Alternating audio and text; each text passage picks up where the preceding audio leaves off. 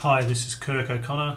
Welcome back to the second part of our tutorial on the editor for WordPress pages and posts. You can change the color of your text, you can highlight particular areas, you can add smileys if you want. There's a whole bunch of things that you can do if you in fact want to do.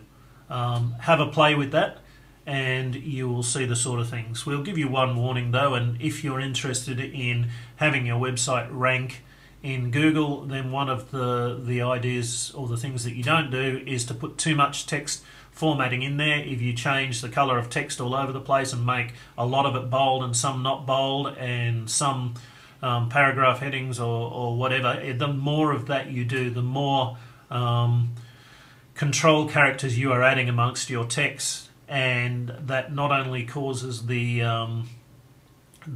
code to become messy, very messy, what it also does is makes the Googlebot do far more work than it needs to do. And also, to tell you the honest truth, your users don't appreciate 10 different coloured fonts or font styles in the one document. It comes across mostly as being quite amateur. So a little bit is far better than a lot with that sort of thing. The other thing we didn't touch on was headings. You can see some of these text here is bigger than others. What you'll find is that is actually a heading 2, and you can see that when I highlight it, it's clicked with heading 2. If we wanted let's say something else to be a heading, let's move down a bit, just scrolling down, try and find something here. Okay, let's say we just want this. Let's just hit return here, so that goes there. We want this to be a heading 2. If I just select it and then select heading 2, it changes automatically. Now that's based on the styles that we set up in your theme to start off with, so it does that automatically. Commonly you would not set anything on your page as heading 1. Heading 1 is very important to Google. As the main heading on the page, there should only be one on the page, and it should be auto set in WordPress. You shouldn't be setting it. Heading 2 is the next level heading, and going down, and normally those will be set to be less and less bold as we move forward, and they have a higher priority. So if you do have a heading 2 as your main heading on the page, then the next level heading you should use is a heading 3, and then if you have a subheading in a heading 3, then that would be a heading 4. So all pretty standard stuff. Let's just go back and go back again. Okay, so that pretty much covers that area. As we move down, we have some standard SEO settings, and this might change if you're using some different plugins. You might be using all-in-one SEO or Headspace, but these are the Genesis standard SEO settings. The document title, very important that you put in the title of the document there if you're keen on making your SEO work. Description here, which is the meta description, once again a description of what your page is all about. Some keywords and some other stuff down here that you can redirect a page to another URL if you wanted. Also, if you don't want Google to index this particular post or page, you can click that. If you want any links to be no follow on the post or page, you can click that. Moving down, we have some layout options. Now your Genesis theme that we provide you with will have a standard layout. In this particular theme that we have here, the standard layout or the default layout is this one here, which is content with a sidebar. If we wanted this theme to have this particular page or post, sorry, to have the sidebar on the left, we could click this.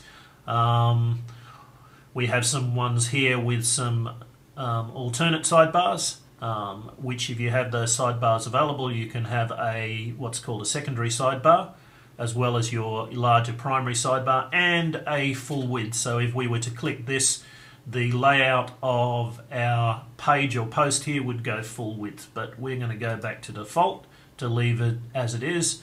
Some of these things you might never really use, perhaps for some more involved type situations that we'll go through in other videos, especially custom fields And remember, we clicked above on the screen settings to see the author. So if we wanted to put an author box on this, if it was a post, we could select our author.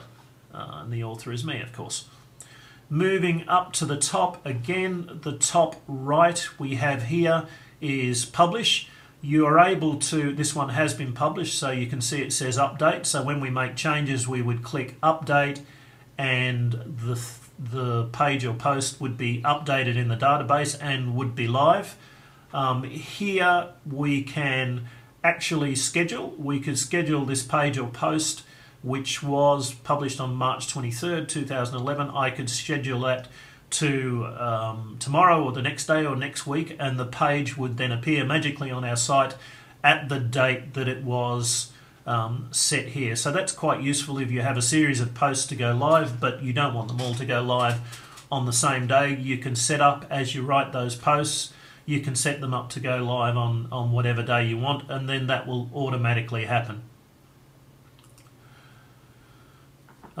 This page is published. If for some reason I wanted to take it back to draft mode, if I just click here, and I could take that back to draft mode, so then it wouldn't be available on the website, and then maybe when a change was made to it or whatever and it was reviewed, then it could be taken back to publish. So that's once again quite useful. Categories. This is a post specific thing, not used for pages. Posts are like articles, if you like.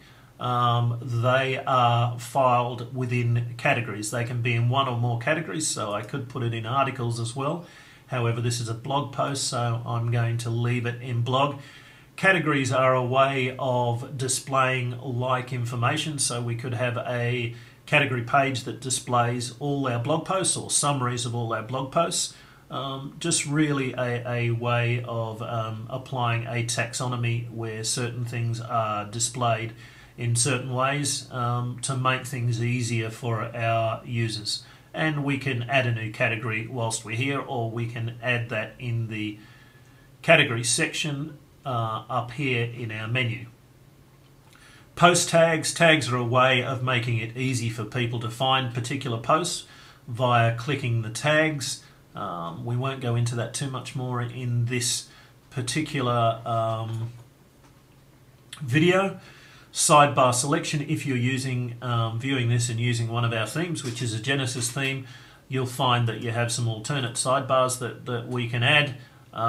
You might have a particular page where you want to have a sidebar with a form that perhaps you don't want to have on other pages or posts. So you can create that sidebar, and here you can select the sidebar. But once again, we'll go into that on another video about how you deal with sidebars. Same for the secondary sidebar. And the final thing is the featured image. If this page or post is being summarized in another section, like on our home page, and let's just add another window up here, and we will go to our home page. Sorry, bear with me very quickly. Okay, we can see here that we are summarizing. There's our page actually as it is, and you can see there's the summary picture.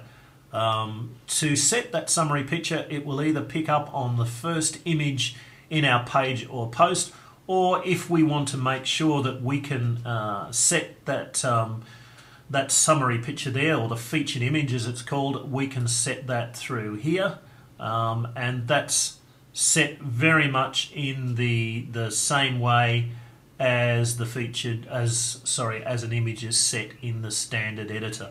So that's very quickly how to edit pages and posts. When we are ready, we could just update that, but if we decide, because we've removed our featured image, we don't want to change that, all we have to do is go to another menu and leave this page without making our changes. So that's pages and posts and how to use the editor. This has been Kirk O'Connor. Thank you very much for listening, and check out some of our other video tutorials. Thank you.